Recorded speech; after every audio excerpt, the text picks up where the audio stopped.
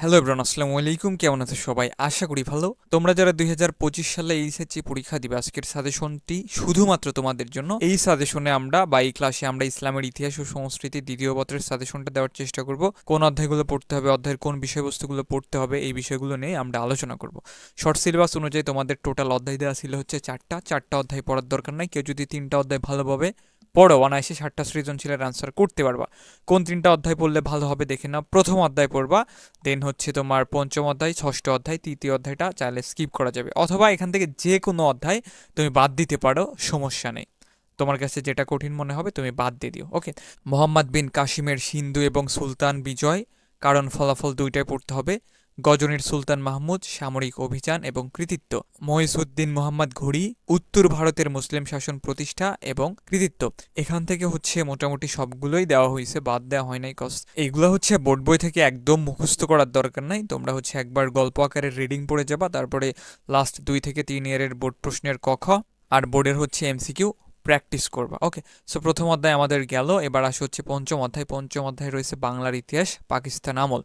So এখান থেকে তোমাকে পড়তে হবে ভাষা আন্দোলন। ভাষা আন্দোলন থেকে পড়বা বাঙালি জাতীয়তাবাদী চেতনার উন্মেষ, 1954 সালের যুক্তফ্রন্ট নির্বাচন, ঐতিহাসিক 6 দফা ও এর গুরুত্ব, ঐতিহাসিক আগরতলা মামলা, 1970-এর গণভুত্থান। ষষ্ঠ অধ্যায় রয়েছে স্বাধীন এবং সার্বভৌম বাংলাদেশের অভ্যুদয়। এখান থেকে পড়বা 1970 সালের সাধারণ নির্বাচন। মানে এগুলো হচ্ছে গল্প আকারে পড়বা। আর স্বাধীন বাংলাদেশের অভ্যুদয়ের ইতিহাস সবাই মোটামুটি জানে।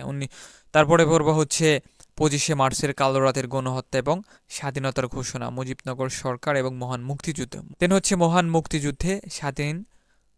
মুক্তিযুদ্ধে স্বাধীনতা বিরোধীদের তৎপর। এই বিষয়গুলো পড়লেই হয়ে যাবে। সো এইগুলো পড়লেই ইনশাল্লাহ তোমার সৃজনশীলের জন্য হয়ে যাবে। এখান থেকে তোমরা অনায়াসে 3টা অধ্যায় পড়লে 7টা সৃজনশীল কমন পেয়ে যাবা। ওকে। আর কেউ যদি 3 নাম্বার অধ্যায় পড়ো, মানে নিচের অধ্যায়গুলো যে কোনো একটা বাদ দিয়ে 3 নাম্বার অধ্যায় যদি পড়ো, তাহলে এই বিষয়গুলো তোমাকে পড়তে হবে। আর 3 নাম্বার অধ্যায় তোমাকে এমনিতেই পড়তে হবে। 3 নাম্বার অধ্যায় থেকে অনেকগুলো তোমার এমসিকিউ আসবে। 4টা অধ্যায় থেকে ধরো যে 7টা করে, 4 7 28টা এমসিকিউ। তবে হচ্ছে তোমার তৃতীয়, পঞ্চম আর ষষ্ঠ অধ্যায় থেকে বেশি করে এমসিকিউ আসবে, প্রথম অধ্যায় থেকে একটু কমই আসবে। সো এই প্রথম অধ্যায় থেকে 5টা আসতে পারে, আর বাকি অধ্যায়গুলোতে তুমি হচ্ছে 25টার মতো এমসিকিউ হয়তো কমন পাবা। ওকে। সো 3 নাম্বার অধ্যায় যদি কেউ পড়ো, তাহলে এই বিষয়গুলো পড়বা যে ভারতে মুঘল শাসন প্রতিষ্ঠা, বাবর। এখান থেকে বাবরের কৃতিত্ব পড়বা, চরিত্র পড়ার দরকার নাই। সম্রাট হুমায়ুনের মুঘল, দেন হচ্ছে আফগান দ্বন্দ্ব পড়তে হবে। তারপর হচ্ছে সম্রাট আকবর থেকে পড়বা ধর্মীয় নীতি, রাজপুত নীতি ও শাসন পদ্ধতি। সম্রাট জাহাঙ্গীর থেকে পড়তে হবে নূরজাহানের প্রভাব, দেন হচ্ছে কৃতিত্ব পড়তে পারো। সম্রাট শাহজাহানের, তোমার এটা খুব গুরুত্বপূর্ণ, সম্রাট শাহজাহান স্থাপত্য শিল্পের বিকাশ পড়তে হবে।